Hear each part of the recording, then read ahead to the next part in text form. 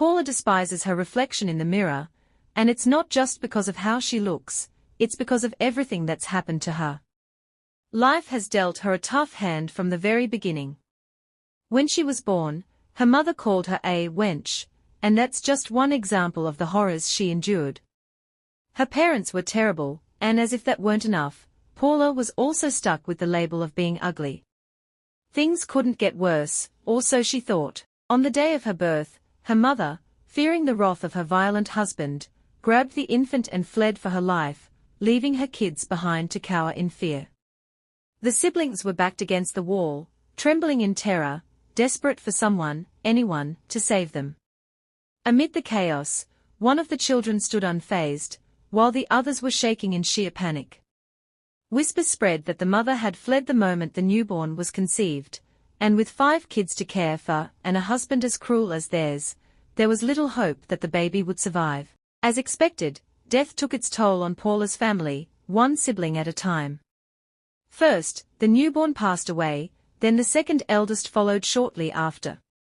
Among the remaining sisters, one was sold off against her will, despite her desperate cries and pleas. In her final moments, as they dragged her away, she called out to Paula for help. Whispers of her fate spread like wildfire, with people convinced that she had been murdered, her body left on display in the red light district for all to see. It's heartbreaking because just a year ago, Paula had lost her youngest sibling, and soon after, her second youngest had starved to death right in her arms. Life, for Paula, has been nothing short of brutal, full of loss, cruelty, and heartache. Standing before the gravestones of her siblings, Paula takes a long, silent moment to mourn, the weight of everything she's lost pressing down on her. Not too far away, a group of young ladies watch Paula, and one of them claims our female lead was only spared because of how ugly she is. They are confident Paula would have met the same fate as her younger siblings, so her looks are some sort of blessing. Their words have our girl lost in thought. What did they mean by blessing? Paula's life is a cruel game of fate, lined up with one tragedy after another. Abject poverty, a reality so harsh that 3 of her younger siblings couldn't survive it. Now, all she has left is her evil father, and a little sister, who seems to take pleasure in every bit of misery our girl goes through. It's safe to say that Paula's life is nothing short of pitiful. She stares at her reflection in the mirror, hating every inch of what she sees, the rage inside her boiling over. Without thinking, she shatters the glass, the pieces falling to the ground like the fragments of her hope. As she stands there, amid the chaos she just created, our female lead can't help but wonder. What does life have in store for her? Is there even a chance someone might save her from this never-ending nightmare? On a day that feels almost too surreal to believe, a man arrives with a bag of money, stretching it out to hire Paula. Her father, who's usually about as animated as a stone, lights up at the sight of the gentleman's interest in his daughter. The man assures Paula's father that he won't ask for a refund, even if our girl doesn't meet his expectations down the line. Our female lead, however, isn't thrilled about the situation. She shoots her father a death stare, watching him grin ear to ear at the sight of the gold coins, his grip on her hands so tight it feels like he could crush them. It's clear, don't mess this up for him. A few moments later, Paula is all set to leave with the man, her heart heavy as she takes brisk steps away from the place she's called home. As she walks away, she can't help but glance back to see her father happily waving, and her little sister. Well, it's like she's practically throwing a villainous wave in our girl's direction, practically daring her to stay away. It's a goodbye that feels less like a farewell, and more like an escape. Before leaving, Paula, despite everything, wishes her sister Alicia the best of things to come. With her luggage in tow, she walks away, unsure of where she's headed, but knowing one thing for sure, she's finally escaping the suffocating grasp of the evil place she's called home for so long. A mix of fear and excitement fills her heart, but as she hurries on beside the gentleman, a smile slowly forms on her face, a symbol of the freedom she's gained. The next scene unfolds with our girl arriving at a mansion, no, a manor. It's grand and imposing, a stark contrast to the life she's known.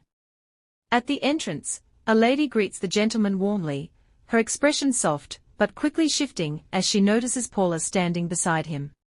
She asks who the girl is, and the gentleman casually explains that our girl will be the new maid, attending to their master. The lady sizes our female lead up with a look that's almost too sharp, making Paula flinch instinctively under her gaze.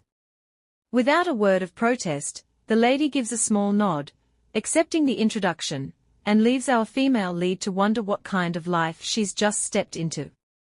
The gentleman and the lady stride ahead, with Paula scrambling to catch up, still trying to make sense of everything.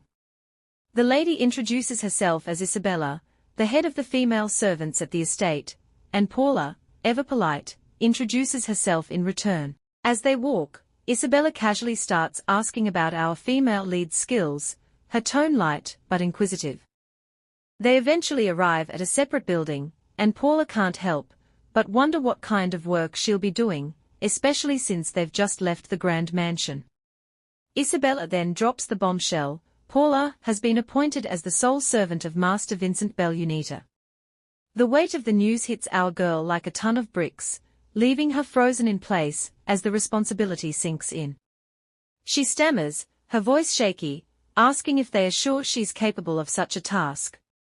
At the sound of her uncertainty, Isabella halts, her movements swift and almost too precise. She turns toward our female lead with a look that brooks no argument, making it crystal clear Paula is the one for the job. Being the sole servant to the master seems like a huge responsibility, but Isabella asks if Paula wants to leave now. It's not exactly a question Paula can answer with a simple yes or no. After all, it's either this new life or returning to her family, who have never been anything but cruel to her. With a sigh, Paula accepts the job, bowing in front of Isabella and apologizing for being such a wuss about it. The two women head toward the annex, and Isabella explains that only a few servants live in this part of the Belunita estate. She continues to talk, but Paula's attention drifts toward a massive artistic portrait on the wall. For a few moments, she's completely captivated by the artwork, lost in its beauty. Realizing she's falling behind, Paula quickly snaps out of it and rushes to catch up with Isabella, eager to keep moving forward, even if she's still not sure where this path will lead. The two women reach a door, and Isabella, now more serious than she's been all day, turns to Paula with a sharp look. She instructs Paula to keep her mouth shut about everything she sees or hears in this place, warning her not to react, no matter what happens. The consequences of violating this rule would be dreadful, and Paula swallows hard, feeling the weight of Isabella's words settle in. She nods, assuring Isabella she understands. Without another word, Isabella knocks sharply on the door, and the two of them stand in silence, waiting for a response. When it comes, Isabella announces their entry, slowly creaking the door open. Inside, in the dim light, a cloaked figure sits, his face obscured by shadows. His blonde, could it be Master Vincent? The door creaks open as Isabella's voice announces their arrival, but before they even step inside, a loud crash echoes through the room. Paula is huddled in the corner, looking like she's just been startled by a falling army of utensils.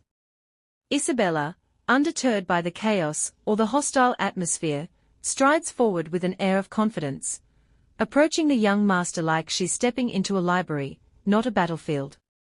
Master Vincent, not exactly thrilled by the intrusion, demands they leave. Isabella, though, barely acknowledges his tone, casually mentioning dinner, and urging him to eat for the sake of his health, because, you know, who doesn't want to eat with a side of drama? Vincent's response is more explosive.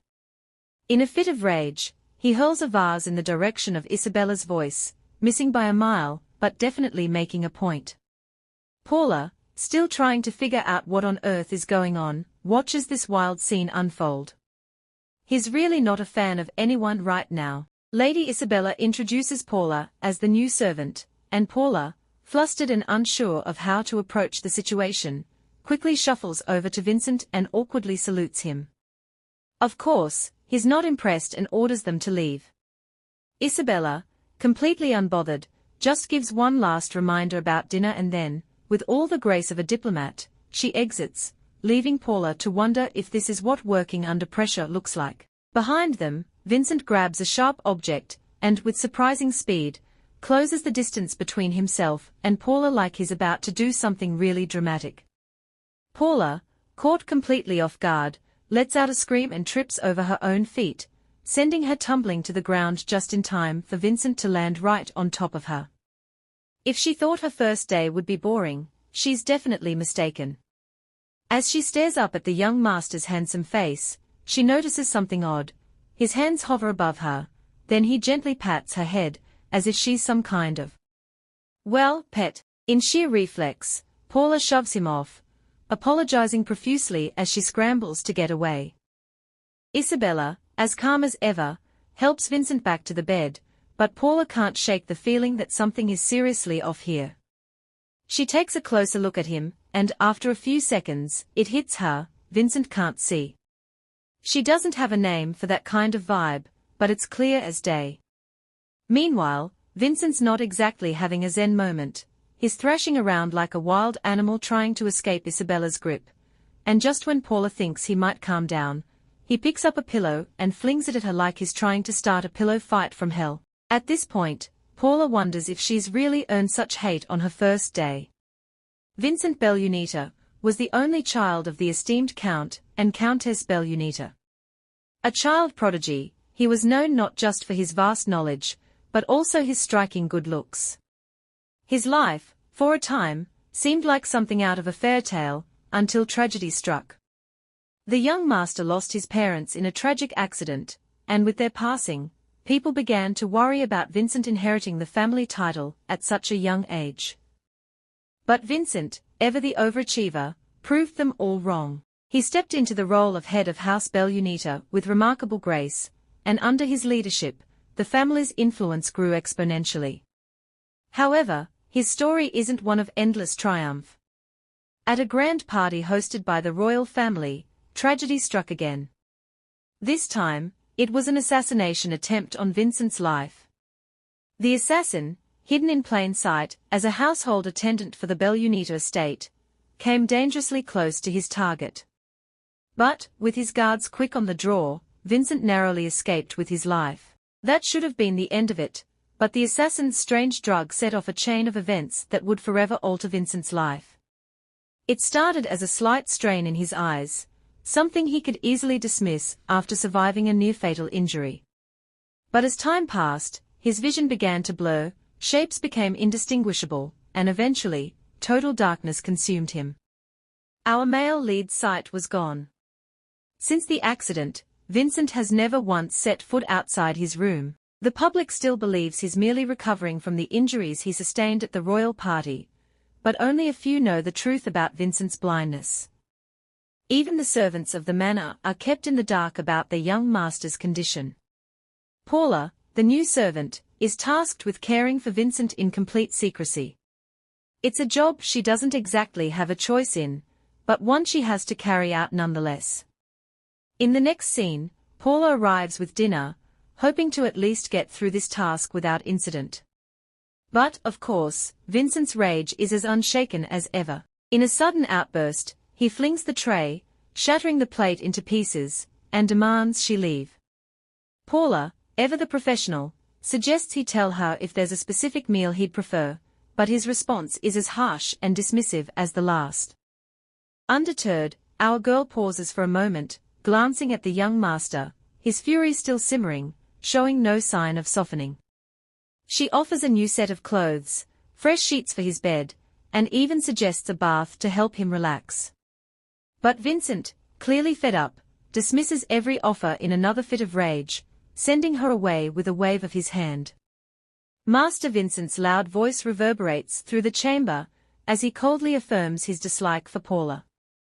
When she asks what exactly he doesn't like about her, he bluntly claims to hate everything about her, before ordering her to leave. Paula, not one to back down, places the tray on the table with a determined look. She's confident she can work hard enough to change the young master's mind. Vincent, however, is completely unfazed by her words, dismissing her without even a second thought.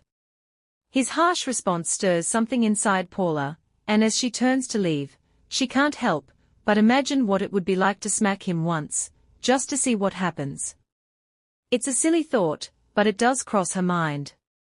Maybe just a little tap, and then act like it was an accident. Almost as if he's reading her mind, Vincent's voice cuts through the air again, harsh as ever, telling her to speak her thoughts out loud. He warns her not to try anything stupid or else her life would be on the line. Paula flashes him a sweet smile and reassures him, saying she's just here to help, then adds a polite request for him to move over a bit. Before she can even finish her sentence, Master Vincent flings something at her with all the grace of a toddler throwing a tantrum, and it lands squarely on her face. It hits hard, and for a split second, she's transported back to some unpleasant memories involving a certain not-so-great parental figure, who clearly skipped the How to Be Decent handbook. Her expression shifts in an instant, the corners of her mouth twitching into a smile that definitely doesn't mean anything good. There's a gleam in her eye now, part rage, part "you're about to regret that," and just a sprinkle of "I've been waiting for this moment." Vincent, blissfully unaware, may have just booked himself a one-way ticket to Regretville. Population, him. Paula gently picks up the broken clock, but the moment her fingers brush against it, memories come rushing in like an emotional freight train with no brakes. Her past isn't just sad, it's practically a dramatic montage waiting for background music. Over the years, she's been called all sorts of names, most of them not fit for polite company, all because of her looks. Even her own mother once suggested she wear a mask in public, like she was auditioning for a gothic opera, or moonlighting as a local cryptid. Her sister. Let's just say if there were a sibling returns policy, she would have cashed it in ages ago. Staring at the shattered clock, Paula's face says it all. Pure defeat mixed with a hint of "I really didn't sign up for this." She mutters that Vincent could have just used his words instead of launching household items, like his training for the Olympic shot put. But instead of apologizing, Vincent bursts into laughter so unhinged it could probably be used to summon crows. Then, with the sensitivity of a brick, he unleashes a verbal storm, tearing into Paula with every insult in his dramatic little heart.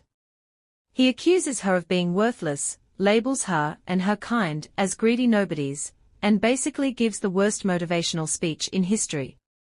To him, it's unfathomable that anyone would accept a stranger's offer without expecting a payout. Because clearly, kindness is just a myth invented by broke people. According to Vincent, whether Paula lives, dies, or turns into a talking cactus, the world wouldn't blink. Harsh? Yes, unexpected from Vincent. No? Paula's take on the situation is, well, unexpectedly spicy. Having been judged and mocked her whole life by people with better luck and shinier shoes, harsh words barely scratch the surface anymore.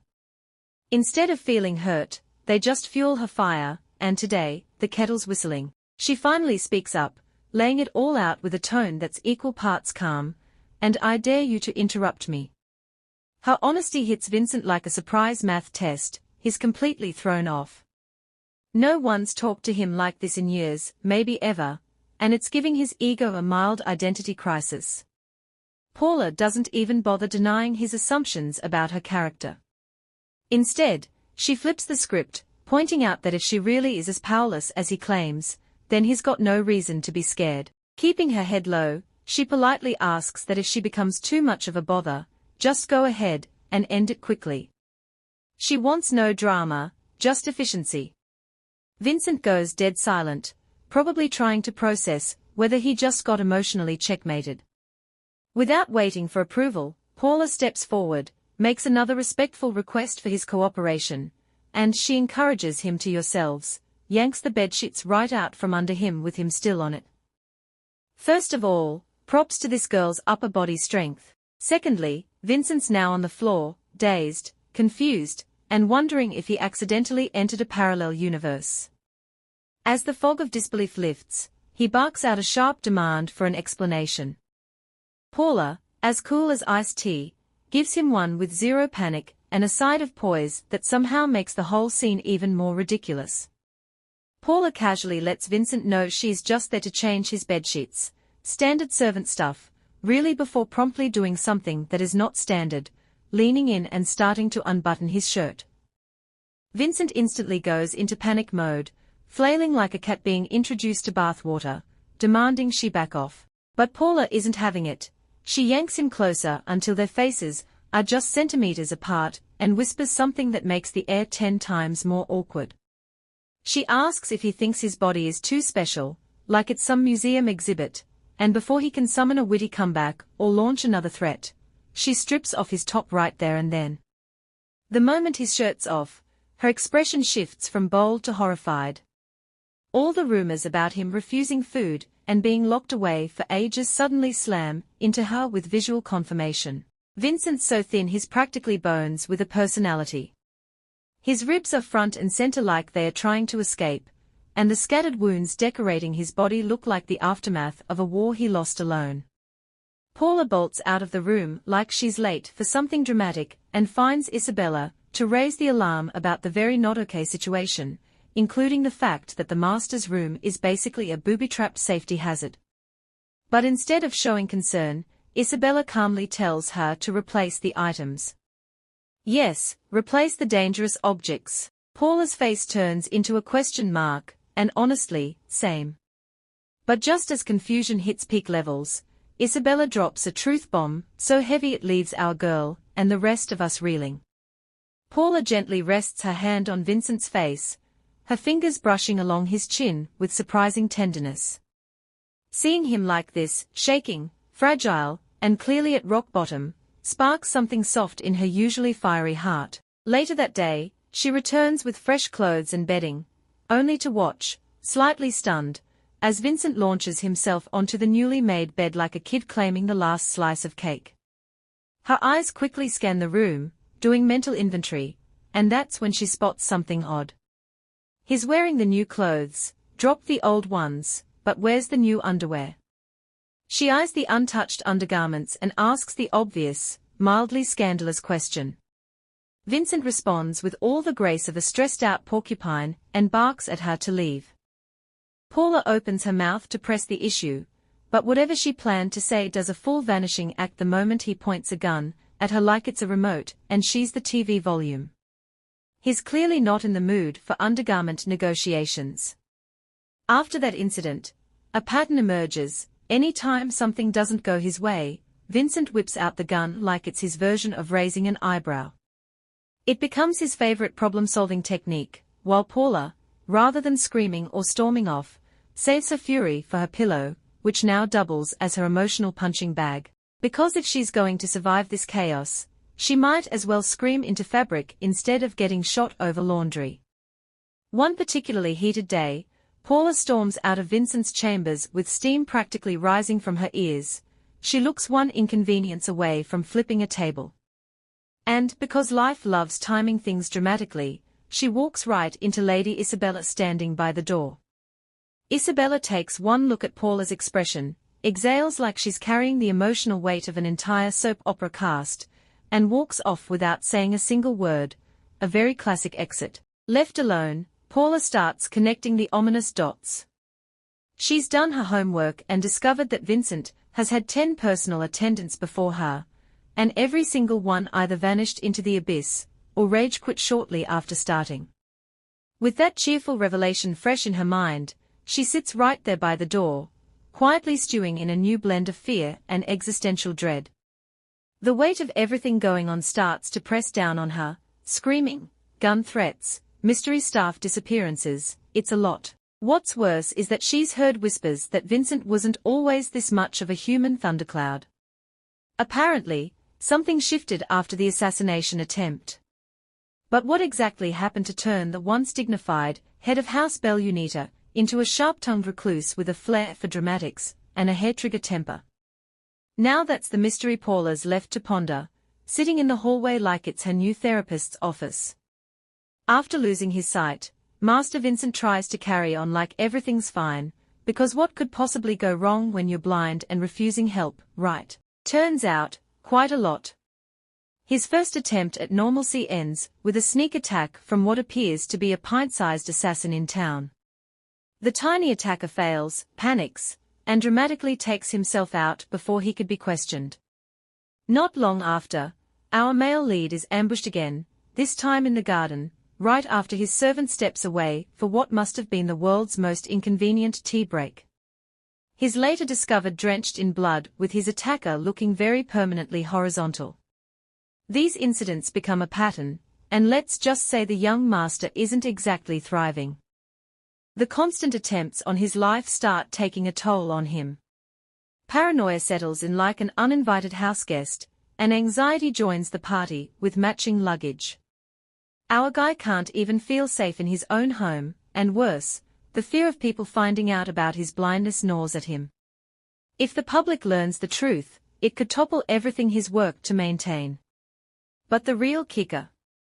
It's the unending darkness, both literal and emotional, that threatens to swallow him whole. Late at night, Paula bolts upright in bed, eyes wide and full of worry. Her room, unfortunately, is right next to Master Vincent's, which means she gets the VIP experience of his nightly symphony of suffering. Every evening, without fail, she's serenaded by muffled sobs and strained gasps. It's basically the soundtrack of someone wrestling with death, or at the very least, losing badly to insomnia. Come morning, she brushes it off like a pro and preps for the day, ready to tackle her chores like the responsible side character she is. As she steps out, she lingers by the master's door, and catches a glimpse of the young master mid-report with the butler. It's become routine, he gets daily updates on the grand affairs of House Belunita. There's something about how serious he looks, like a man who just discovered taxes, and takes them personally. There's a sharpness to him now, a fiery focus that makes our female lead blink. She's so busy staring, her brain buffering like a slow-loading web page, that she doesn't notice the butler noticing her. Their eyes meet, and just like that, a wave of not-so-fun memories crashes into her.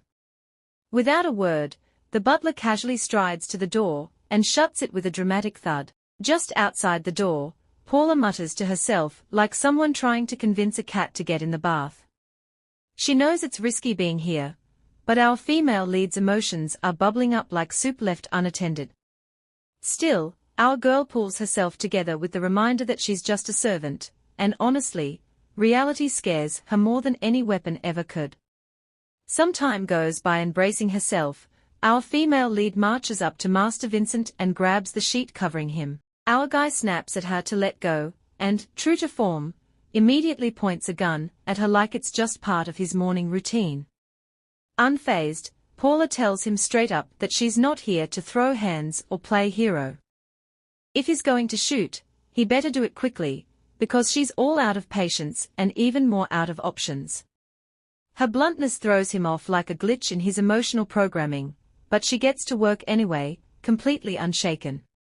He barks threats about pulling the trigger for real this time, but our girl just shrugs and keeps working, yanking the sheets with the confidence of someone doing laundry and vengeance at the same time. Later, she returns with his meal, only to be greeted by the usual, the young master, gun in hand, looking like a villain on a cereal box. He casually mentions that shooting used to be his specialty before he lost his sight, like that's supposed to be comforting news. Our girl tries to feed him, but he brushes her off like she's offering him homework. When the food ends up splattered on the floor, she stares at the mess and gets hit with memories of her own hungry days. That quiet pain morphs into frustration. No matter how much Vincent is suffering, something inside her still boils with anger. Because hurt or not, sometimes he's just impossible to love. As head of House Belunita and master of the sprawling estate, Vincent has always seemed like someone born with a silver spoon, possibly a whole silver dining set. At least, that's what Paula believes, and because of that, no matter how grim his situation looks now, she simply can't bring herself to pity him. In fact, she's downright annoyed. She doesn't bother hiding it either. Our girl's got that "I've had enough" energy radiating off her like a space heater on full blast. With arms crossed and sass loaded, she accuses him of being scared of her. He's so scared, apparently, he can't even handle a harmless spoonful of soup.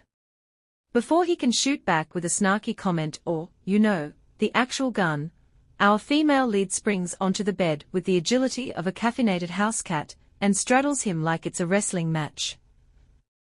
Vincent's brain briefly blue screens. Then, before he can process the absurdity of it all, she flips him over and force-feeds him a spoonful of soup like a determined grandmother who's had enough. The current scene.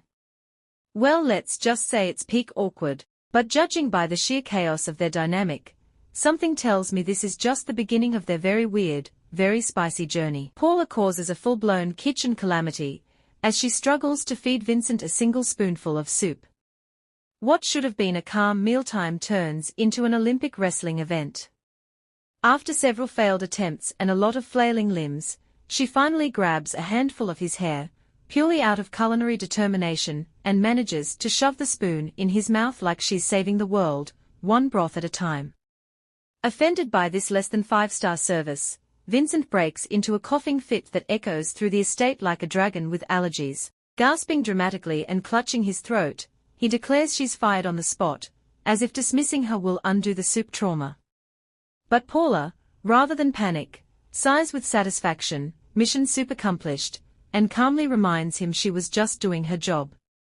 The young master, thoroughly scandalized by the ordeal, stares at her like she just committed high treason. She shoots him a stern glare in return, confidently pointing out that there are no witnesses, so technically, she's innocent until proven soupy. As reality sets in, the young master realizes he's stuck in a room with a woman who could probably take down a wild boar with a ladle. He reaches for the emergency button, or rather, his antique sidearm, but Paula doesn't even blink. After all, what's a little soup skirmish between colleagues?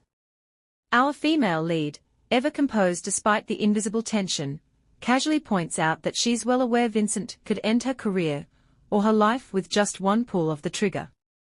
But then she tilts her head, all calm curiosity, and asks if there are actually any bullets in that fancy gun of his. The question lands like a thunderclap. Vincent freezes, then the gun slips from his hand and clatters to the floor. That tells her everything she needs to know. With a victorious little smirk, she announces she's already looking forward to preparing his next meal, much to his horror. He shouts once again that she's fired and demands she summon the butler this instant. Paula doesn't argue, why would she? She simply points out that finding someone willing to work for him is harder than teaching a cat to fetch, and until the miraculous day someone takes her place, she's staying right by his side, maybe forever, if necessary. Then, just to add a cherry on top of the chaos sundae, she picks up his fallen pistol and hands it back to him like she's returning his pen. With a completely straight face, she tells him to take good care of her. That's it, that's the move that sends Master Vincent straight into an emotional tailspin. He's bewildered, outmatched, and clearly regretting every choice that led him to this moment. And if there were a scoreboard in this bizarre showdown, it'd read, Paula 1, Vincent 0, game set and soup match. An unusual war quietly brews behind the closed doors of the estate, and over the next several days and weeks, the young master, and his not-so-official maid, Paula, seem to engage in daily sparring sessions, mostly over soup, spoons, and his overall refusal to cooperate. Some days she emerges victorious, proudly wielding an empty bowl like a trophy. Other days, he pulls a surprise move and locks himself in just to avoid lunch. But it's not just feeding time that sparks chaos, even bathing him turns into something out of a dramatic stage play. Vincent is as stubborn as a mule in denial, but Paula matches his energy with the tenacity of someone determined to win a medal in dealing with difficult aristocrats. Then comes the fateful day when, after yet another dramatic standoff, Paula ends up with a blooded nose, the result of a misstep in their clash of wills. She tries to clean it up in a hurry, only to freeze mid-blot as Lady Isabella approaches with the dramatic timing of a horror film soundtrack. Our girl instantly breaks into a nervous sweat, bracing for judgment, exile, or worse, extra chores. But Lady Isabella, in her usual solemn and sharp tone, starts a conversation instead. She reflects on the long line of people who came and went before Paula, revealing she had taken special care in choosing the master's attendant this time, given the rather delicate circumstances. Every candidate, who'd passed the vetting process, had eventually thrown in the towel, and now that word's gotten out about how challenging the job is, finding someone new is next to impossible. The implication is loud and clear: like it or not, our female lead might just be the last one standing. And honestly, she seems weirdly okay with that. Paula processes Lady Isabella's words slowly, like trying to solve a puzzle that finally starts making sense. The older woman, in her usual grave tone, reveals what our girl had secretly suspected: the search for a replacement has failed. Officially, no one else is willing to take on the Herculean task of tending to Master Vincent. And so, with all the charm of someone issuing a royal decree, Lady Isabella informs her that she's to remain in her position, on one not-so-tiny condition: she must not harm the young master. Essentially, it's a green light to continue doing things her way, as long as Vincent survives the experience. Paula's heart does a happy little somersault. To her, this is a golden seal of approval, a formal recognition that she's here to stay. With her job now bulletproof, well, soup-proof, so she marches forward with all the grit of someone who's not afraid of a little chaos. Our female lead makes her way to the master's door, pushes it open with the dramatic creak of someone about to lay down the law, and firmly announces that it's bath day, and he's not escaping this one. But instead of the usual onslaught of flying objects, witty comebacks, or deeply theatrical resistance, she's met with silence: no sarcastic quip, no dramatic retreat. Paula stands there, blinking, mildly horrified. Did she just win a round without fighting? Suspicious, so suspicious. Paula steps into the room, prepared for battle, but what she sees stops her in her tracks. It's the young master curled up tightly in bed, looking far too fragile for someone who usually fights her like a caffeinated toddler. Without a second thought, she rushes to his side, instincts kicking in. She quickly notices his shallow, labored breathing and reaches for the inhaler she was trained to use for moments like this.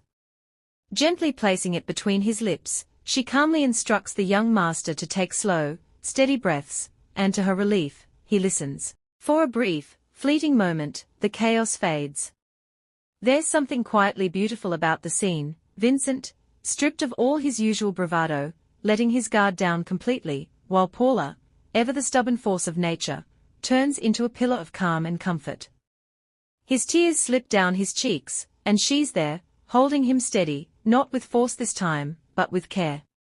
It's enough to make even the sternest narrator a little misty-eyed. Eventually, he leans away from her touch, the fire dimmed in his eyes, and with a trembling voice that carries more weight than his usual dramatics, he asks her to leave. Paula, confused but not surprised, mentally notes that if she had a gold coin for every time he told her to get out, or get lost, she'd be able to buy her own estate by now. Still, our girl gets up quietly, this round ending not in combat, but in quiet surrender, and maybe just a hint of progress. Our female lead calmly informs Vincent that she'll only leave once he's had something to eat, and just like that, the squirming begins.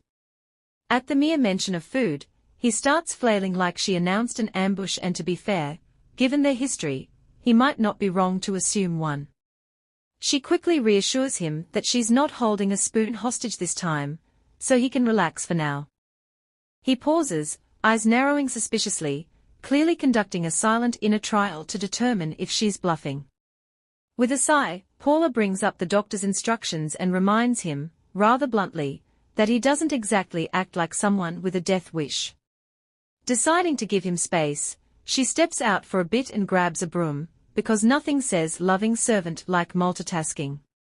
As she sweeps the room, the sound of the broom brushing across the floor fills the silence, and Vincent watches her, eyes trailing after her like he's studying a very confusing, but oddly captivating painting. Then, like a plot twist no one saw coming, he speaks, and it's a question, a real one, directed at her. Paula freezes mid-sweep, jaw nearly detaching from her face, and her eyes slowly widen, as she turns toward him, absolutely gobsmacked. Did the young master really just start a conversation with her? Voluntarily? It's not even an insult. Somewhere in the background, invisible trumpets play, because this moment is historic. Vincent looks thoroughly unimpressed, his face scrunching like he just bit into a lemon, and demands to know what Paula's real reason is for being there. She says it's for the money, straight and simple, which only earns her an offer to be paid off and sent packing. The audacity! Paula arches a brow, half wondering if he wants her gone so badly he's resorting to good old-fashioned bribery. She points out that even if he pays her off, someone else will just replace her, but Vincent doubles down, insisting he'll buy off every replacement if he has to. He's practically sponsoring a disappearing Maid act at this point. The more she talks, the more she's getting under his skin, he shouts, flips over in bed like a disgruntled pancake, and demands to know what rock she crawled out from. Paula casually mentions she lived in Filton, which leaves Vincent momentarily stunned. Apparently, he didn't expect her to come from that far. She shrugs it off, saying it's just over the mountain, not some grand odyssey. As she bends to pack up the dirt she's swept because, yes, she's still trying to work while being interrogated, she adds that the view on her way here was anything but dull. It was fresh, striking, and felt like a storybook come to life, probably the closest thing to a fairy tale she's ever had. Vincent, ever the cynic, mutters that she's clearly been reading the wrong fairy tales. The young master, ever the buzzkill, tells her this place isn't exactly built for silly dreams, like he's the official dream exterminator of the estate. His words make Paula pause mid-sweep, let out a disapproving cough that sounds suspiciously theatrical, and shoot him a glare sharp enough to slice through his brooding. She informs him, in no uncertain terms, that she knows reality isn't a fairy tale, thank you very much, but there's no crime in dreaming of something good, sweet, or maybe just not depressing for once. Vincent, keeping up his role as chief officer of crushing hopes, mutters that only delusional people think like she does. That does it, Paula practically yells at him for being so mean, because apparently he skipped the part of etiquette where you don't stomp all over someone's happy memories. She explains that reading a fairy tale was once a dream for her, a small, fragile joy she found while working at a bookstore. The owner, being a rare decent adult, let her read a few books after hours, and those moments became little sparks of light she's held onto ever since. She hasn't forgotten the good times, even if they were few and far between. Vincent actually listens now, his usual scowl softening just a little, as if her words stirred something he buried under layers of grump. Paula recalls those quiet nights at the shop, young and wide-eyed, feeling like fantasy stories were speaking directly to her soul. Back then, she believed that God must have crafted her for a reason, dropped her on earth like a handwritten blessing, and that it was her duty to live with heart, and give love freely, no matter how bleak things got. Paula takes a few slow steps toward Vincent, her broom now forgotten like yesterday's drama, and stretches out her arm with the kind of flair you'd expect from someone trying to summon magic, or at least lead someone out of a grumpy spiral. She declares with pure conviction that her generous love will carve out a path ahead, poetic as anything. Vincent, unimpressed but oddly alert, casually says the name of the book she just quoted. That stops Paula in her tracks. She stares at him like he's just recited secret code. He shrugs, saying it's a famous book, so why she looks like he grew a second head is beyond him. Then, because he can't help himself, he throws in that her taste in books might be a bit tragic, literally, since that particular one ends on the emotional equivalent of a rainy Tuesday. She can't argue with that. The ending really is a punch to the gut. Paula admits as much, quietly remembering how the main character, lost and alone, ends up wandering a vast, lonely seashore. Still, even if the story ended in heartbreak, it had moments so beautiful they made her believe, if only for a while, that life, too, could shimmer like that. The character in the book lets go of everything, her past, her lover, the pain she carried like a second spine, and walks off alone, not dead, but definitely departed. It's the kind of ending that leaves your heart in a weird tangle, unsure if you should cry, cheer, or just lie down for a while. Paula, though, says she likes it just the way it is. There's something honest about it, even if it's bittersweet. Sensing the mood's taken a sharp dive into emotional territory, she tries to pivot and asks if the young master enjoys reading. Vincent, naturally, responds with the grace of a brick wall, claiming his taste is leagues above hers, and he'd never subject himself to the kind of literary garbage she seems to treasure. He adds that he hasn't read anything since losing his sight, like that's the end of the discussion. But Paula's not buying it. She knows there are books made for the blind and says as much, suggesting he could even hire someone to read to him if he's that picky. Vincent, however, shuts that idea down, reminding her that his condition isn't public knowledge, and he has no intention of announcing it like a town crier. If secrets were a sport, Vincent would be winning gold. Paula takes a deep breath, determined to solve the problem in front of her, though it's a bit of a puzzler. How exactly does one cheer up a sensitive, grumpy master who treats smiling like a rare, mythical beast? Who in their right mind would volunteer to read books to someone with such a prickly personality, especially once they find out why he needs help? Then it hits her like an overdue library fine. She's got time, she likes books, and hey, doing something nice might earn her a few invisible karma points. She pivots dramatically toward Vincent, declaring her noble intent to read aloud to him, a decision that could either blossom into something wonderful or land her in a regret spiral. Later, with a stack of books fanned out like a paper buffet, she tries to look casual while practically vibrating with enthusiasm. With a not-so-subtle flourish, she calls his attention and tells him to listen very carefully, which is code for, "You're not getting out of this." Truth be told, Vincent never really said yes. Paula had launched into a full monologue about how joyful reading is, and somewhere between chapter 2 of her TED Talk and a breathless rant about imagination, he just sort of blinked. Close enough to consent, right? Our ever-hopeful heroine grabs a book and confidently dives into the first paragraph of its introduction, only to be immediately shut down by Vincent, who declares the book boring with the kind of conviction usually reserved for bad coffee. Undeterred, Paula grabs another one, reads the first line, and again, Vincent cuts in with Olympic-level swiftness to deliver the same verdict. Rinse and repeat. It's like a dramatic stage play where her lines never get past sentence 1. To Vincent, this isn't a reading session, it's a sport, and he's winning by judging books faster than most people blink. Paula, bless her patience, keeps trying, but the more she reads, the more convinced Vincent becomes that she has a hidden talent for sniffing out the dullest material ever printed. Eventually, frustration eats away at her cool composure, and she slams the book in front of her, startling even the dust on the shelves. She's had it. She demands to know if he plans on rejecting everything she reads until her soul leaves her body. Vincent, completely unfazed, insists he's done nothing wrong. He's simply identifying boring books as a public service. Paula fires back, accusing him of not giving any book a fair chance, while Vincent, clearly a psychic in denial, claims he can predict a book's entire plot from the first line alone.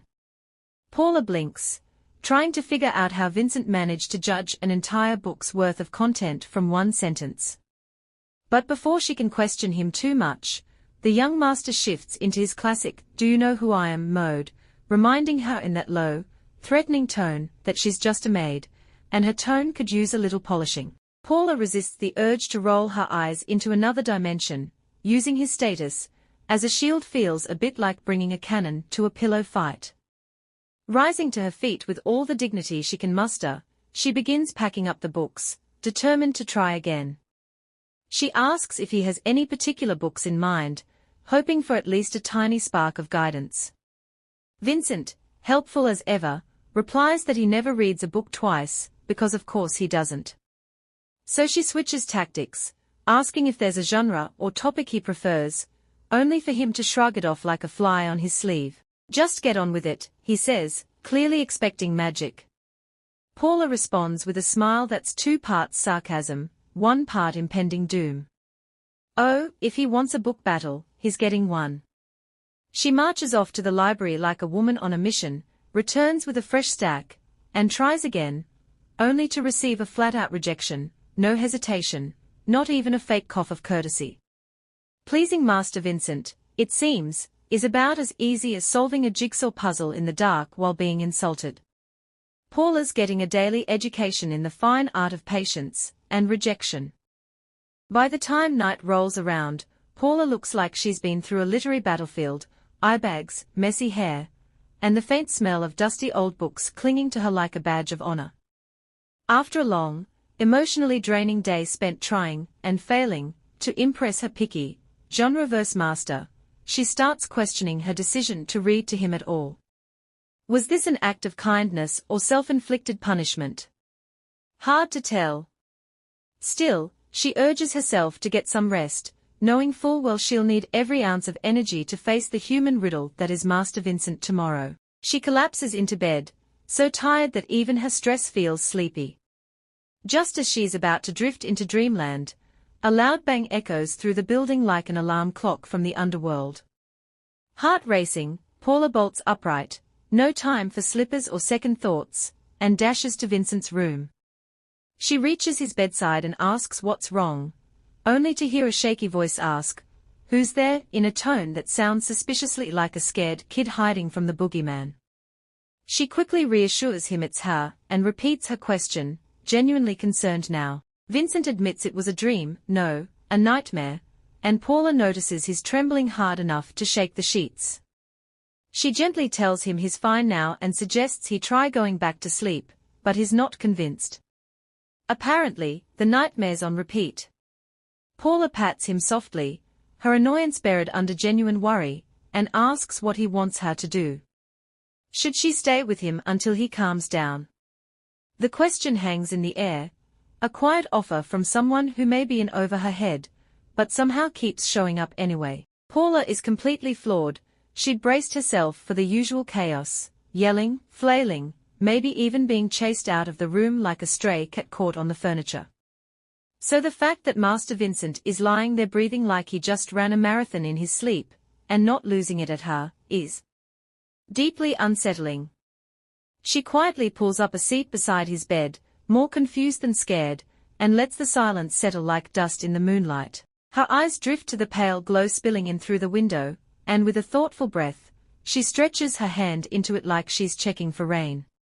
Vincent's hand is dangling from the edge of the bed, and for a moment, she just looks at it. Then she reaches out and gently places her own over his. The guy practically jumps like someone plugged him into a socket, but Paula doesn't flinch. She's not about to let a little human contact throw her off. Instead, she starts talking, voice soft and steady, telling him about her younger sister, the one who ranked second in age, but first in dramatics when it came to nightmares. That kid used to burst into tears in the middle of the night and scream Paula's name like it was a magic spell. And every time, like clockwork, Paula would come in, take her hand just like this, and say something that made the monsters go back into hiding, unless, of course, the monsters were her parents, in which case, well, that's a different bedtime story. Paula used to tell her sister the same thing every time: dreams are just dreams, nothing to lose sleep over, except, actual sleep. She'd remind the little drama queen that she wasn't alone, that the here and now was all that mattered, because the present doesn't bite nearly as hard as whatever nonsense the brain cooks up at 3 a.m. So now, sitting beside a half-sweaty, very startled young master, Paula leans in and gives him the same advice, gently, like she's handling a cat that might bolt at any second. She tells him to leave whatever happened in the dream where it belongs, in the dream. Whether it was some twisted memory doing backflips, or just his fears in full HD, he shouldn't let it bleed into real life like bad coffee through a paper filter. If completely brushing it off feels impossible, then hey, maybe the best he can do is try to face the bad stuff that has happened and stop the stuff he's afraid might happen. Mid-pep talk, she fumbles over her words, realizing she probably sounds like she read all this off a tea bag. Knowing him, he'll probably say she's delusional again, which, to be fair, is still nicer than being called a menace. And honestly, it hits her. She's the one who never had any guts to begin with, so the fact that all these words of hope are coming out of her mouth, she's low-key impressed.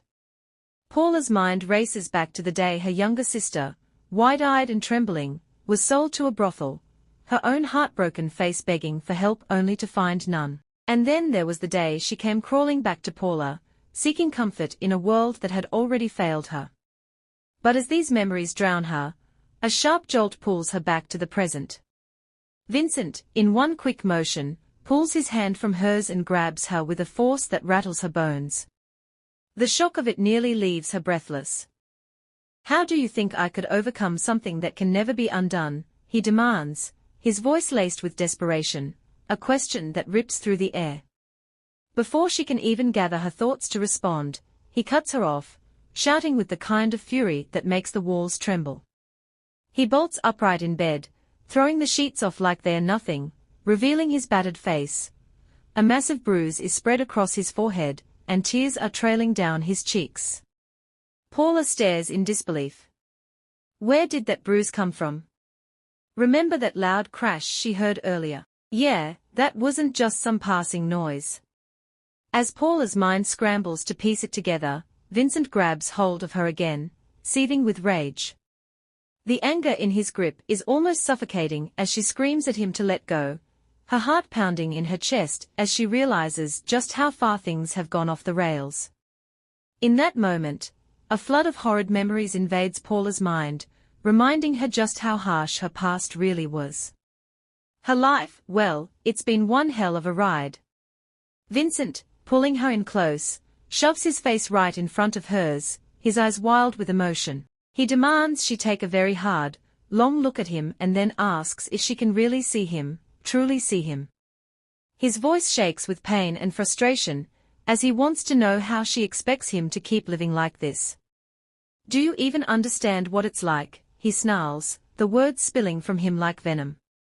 He's practically gasping, as he cries out his pain, asking her if she understands the dread of not being able to see anything, the crushing fear of blindness. One question after another comes at her like a storm, his breath ragged, his chest heaving. It takes Paula a moment to even process all of it. Then, like a punch to the gut, she remembers he's blind. A cold realization hits her, and her heart drops, oddly relieved that he's blind. But also feeling guilty because it causes him so much torment. Vincent, in a voice dripping with hopelessness, declares his life a failure. "No hope, no dreams left," he says, each word a dagger. Paula's instinct is to try to offer him comfort again, but before she can even form the words, he lets out a sharp, bitter laugh at the thought of being motivated by her words. "You think your words are going to fix this," he scoffs. "You've got your sight, you don't get it." Vincent's voice shakes as he admits the pain is unbearable, the truth that he will never regain his sight gnawing at him every single day.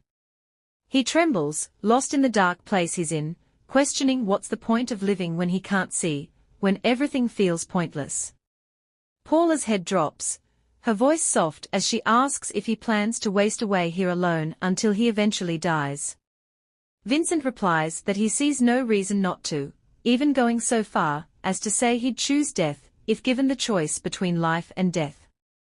At that moment, he feels as if there's nothing left to hold on to. But Paula doesn't argue with him, she actually agrees. She tells him that she wouldn't judge if he chose death, though she suspects he'd make a better decision if he wasn't so consumed by despair. His heart is racing now, and as she gets closer, her hand gently rests on his chest. She's aware of how tough things are for him, and while she can't stop him from choosing his own path, she hopes he'd tell her if he ever decides to end it all. After all, she'd rather not wake up one day to find out she's had to clean up a dead body. Until then, she promises to stay by his side, come what may. Paula points out that Vincent isn't scared of her. After all, her life is practically in his hands. It's just like she said before, no one would avenge her death if she were executed, so he doesn't have to worry about that. Standing up, she makes it clear that while she has no one on her side, he still has plenty at his disposal, even in his current state. She suggests he start taking advantage of what he still has before it's too late. Vincent argues there's no point, but she stands firm, insisting he start with the small things, enjoying the nice meals his chefs prepare, taking warm baths, having some fun, even if it means pranking his maid like earlier, or simply going outside to enjoy the fresh air when the weather's nice. Her words strike a chord in his heart, and for a moment, his eyes widen at the thought of doing something nice for himself. Finally, Paula adds that if he gets scared, he's always welcome to run away again, he's got this place to hide. Despite things not being the way he wants them, he has wealth, power, servants who care for him, and an entire mansion to himself. So she asks, what exactly is it that's making him so scared? Vincent admits he's scared of everything, the wealth, the power, the attention, the house, and everything that comes with it. Paula shrugs it off, telling him it's better to have these things than live without them. He may not realize it, but it's much scarier not to have what he claims frightens him. She goes on to explain that everyone has their struggles, that people go through terrible things, some are poor, some have horrible parents, some suffer from accidents. That's why it's a blessing to have a place, or a person to turn to when things get hard. For Vincent, that place is this room, for Paula, it's this mansion. Standing in front of him, a random thought suddenly flashes through her mind. She wonders if she's ever stood this closely to anyone before, and just the thought of it makes her heart flutter. She's always been afraid to meet people's eyes and see their gazes, but now, she stares directly into Vincent's eyes, even urging him to keep his face pointed toward hers.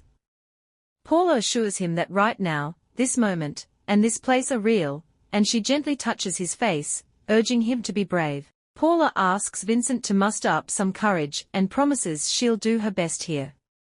She claims she'll live and die by his side, embracing him as she says it.